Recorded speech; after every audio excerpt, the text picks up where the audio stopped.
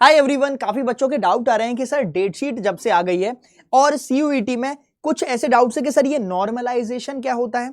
Exactly ये normalisation हमारे 2024 के जो सीयूईटी के एग्जाम होने वाले हैं 15 तारीख से 15 मई से ऑफ कोर्स, उसमें नॉर्मलाइजेशन होगा या नहीं होगा। सबसे पहले आप सुनिए नॉर्मलाइजेशन होता क्या है, क्योंकि मैं अगर 2023 या 2022 की बात करूं, ऑफ कोर्स 2 बार ही अभी तक आपका सीयूईटी एग्जाम हुआ है, तो उसमें नॉर्मलाइजेशन होता था। तो नॉर्मलाइजेशन में क्या है, फॉर एग्जांपल आपका पेपर है 15 मई को, तुम्हारे दोस्त का पेपर है 31 मई को।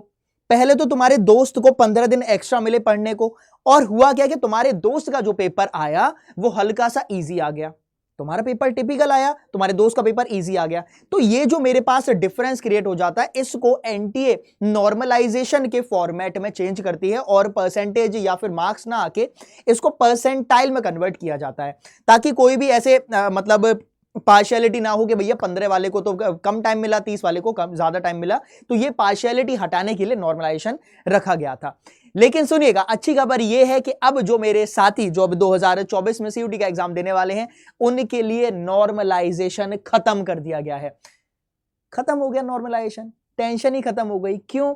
उसका आपको मतलब प्रूफ मिल जाएगा किसमें, आप जब डेट शीट देखोगे, जब टाइम टेबल देखोगे तो उसमें आपको प्रूफ मिल जाएगा। मैं आपको दिखाता हूं, आप इधर आइएगा, है ना। और यहां पे अगर आप देखोगे तो आपका जो एग्जाम है वो एक ही दिन में हो जाएगा। जैसे मैं अगर केमिस्ट्री की बात करूंगा तो 15 मई सुबह 10 बजे केमिस्ट्री का एग्जाम है, तो वो सिर्फ एक ही जब एग्जाम होगा, तो कोई नाटक नहीं होगा कि किसी का पेपर पहले हो गया, किसी का पेपर बाद में हो गया।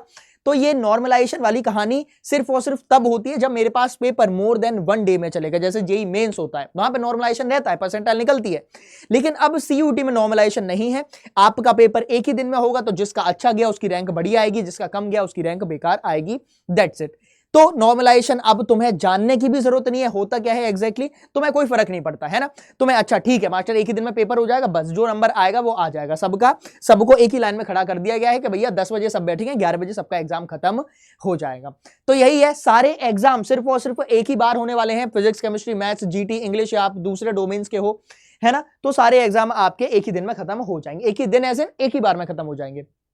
15 मई को आपको केमिस्ट्री, बायोलॉजी, इंग्लिश है ना, जीटी भी हो जाएगा। उसके बाद 16 मई को तुम्हारा इकोनॉमिक्स अलग है, जो हिंदी, फिजिक्स, मैथमेटिक्स। तो जो मेरे साइंस वाले साथी है ना, उनको तो 15 और 16 को ही कहानी खत्म हो जाएगी। 15-16 में मैटर सॉल्व हो जाएगा, तो 2 दिन में साइंस की कहानी आपकी हो जाएगी खत्म।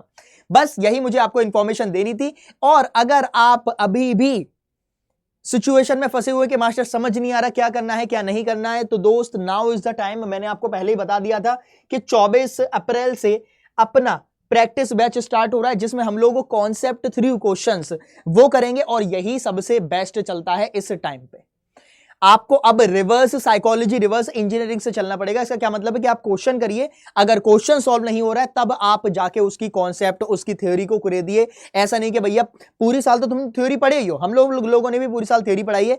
तो अब जो आपका टाइम है वो सिर्फ और सिर्फ क्वेश्चंस का है। Now is the time to focus only on questions rather than mugging up और बाय हार्टिंग होल थ्योरी, है ना। अपन को सिर्फ और सिर्फ प्रैक्टिस करनी है, क्वेश्चंस करने हैं, एमसीक्यूज करने हैं, पीवाईक्यूज करने हैं। और उसके लिए बेस्ट बैच हमारा रिलीज हो चुका है, ठीक है, न्यूली लॉन्च्ड में अपना दिखाई दे रहा है, ठीक है। ये आपका 24 अप्रैल है ना, 24 अप्रैल परसों से स्टार्ट हो जाएगा। कोड ध्यान रखिएगा Y787, है ना, Y787। और यही बैच आपको फ्लैट 17% ऑफ में 2343 का पड़ेगा, ठीक है, मिनिमम है। और इसमें सबसे इंपॉर्टेंट चीज है कि आपकी जो हाइब्रिड किट है, जो सिलेक्शन किट है, वो आपके घर तक पहुंचाएंगे हम लोग, है ना।